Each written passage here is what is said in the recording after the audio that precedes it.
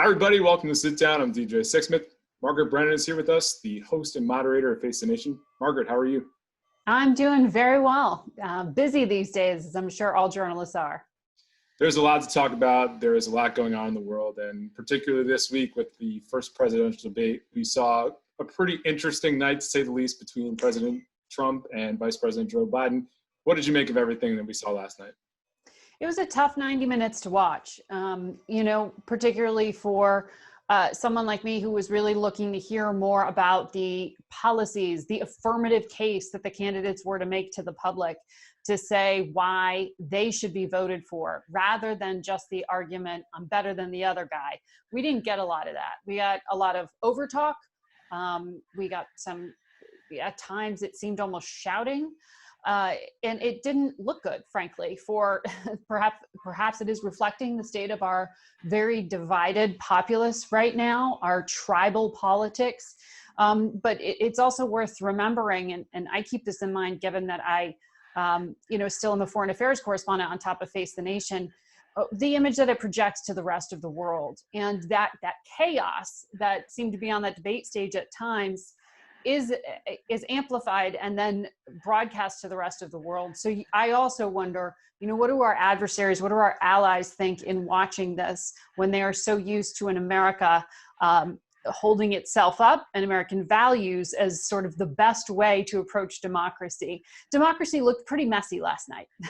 You hit on a lot of really important points there. Why don't we talk about the policies? What are the policies that you wanted to hear about that we did not hear about in this first debate? Well, I think it's worth remembering that none of the major crises, and our country's dealing with a lot of them right now, none of them go away after the election. They will be there no matter who is sworn into office in January, on January 20th. At 12:01 p.m., even if Joe Biden wins, there will still be a massive economic crisis. We saw tens of thousands of layoffs announced this week.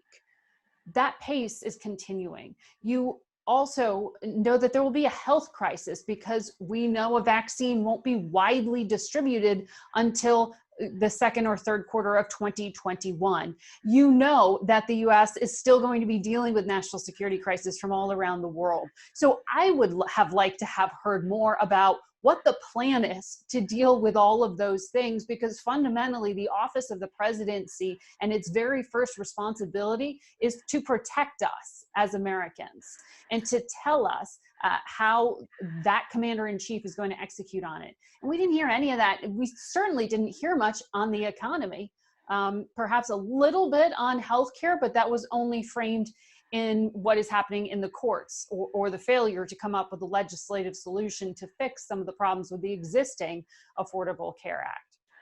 And clearly the economy and healthcare are two of the most important issues right now for voters. And there are still a lot of people who are undecided. So Margaret, for somebody like you who's covered this for so long, what do you think is most important the next 4, 5, 6 weeks to focus on, especially when it comes to the undecided voters right now?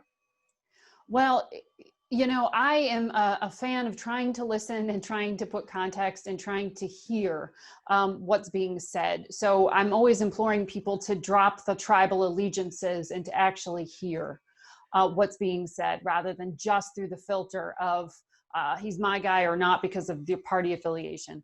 Some of the things that I'm looking for and I'm concerned about, because they're going to make it very complicated by the time we get to election night to have clear views on things, are the COVID infection rate in certain states, particularly in the Midwest. Right now, infection rates are rising. Wisconsin in particular is such a key state. They are seeing this happen right now.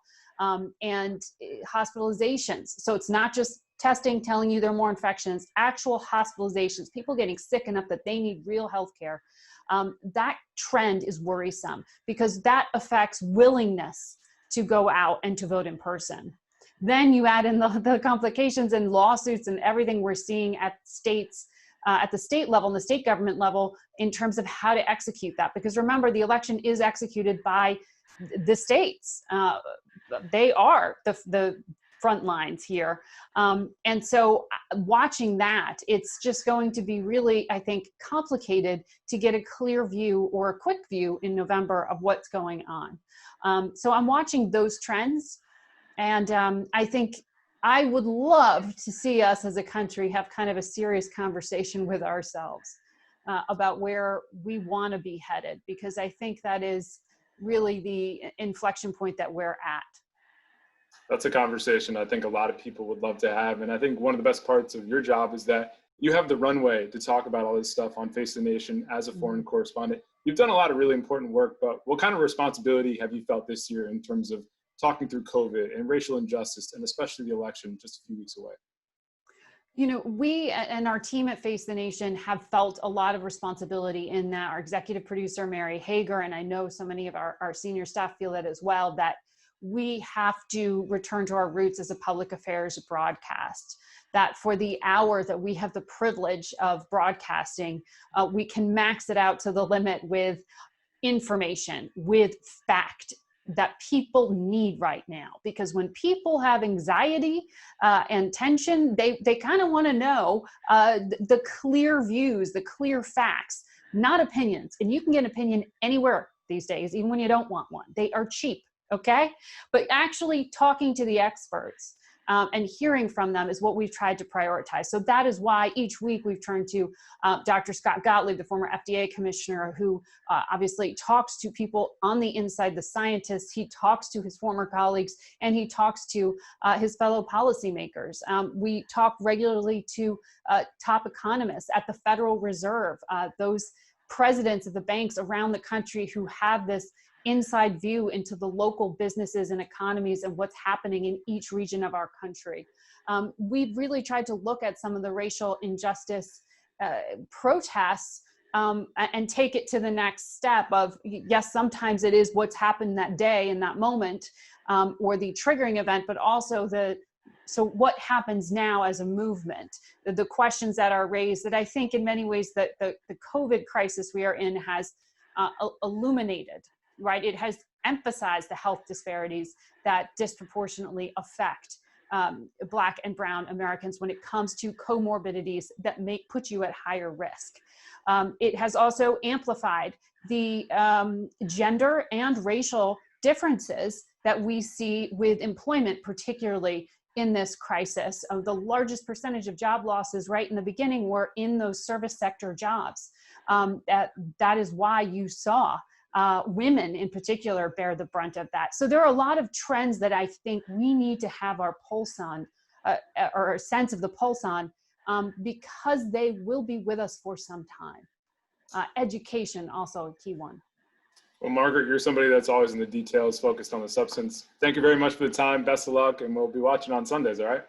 Thanks for making time. Appreciate it.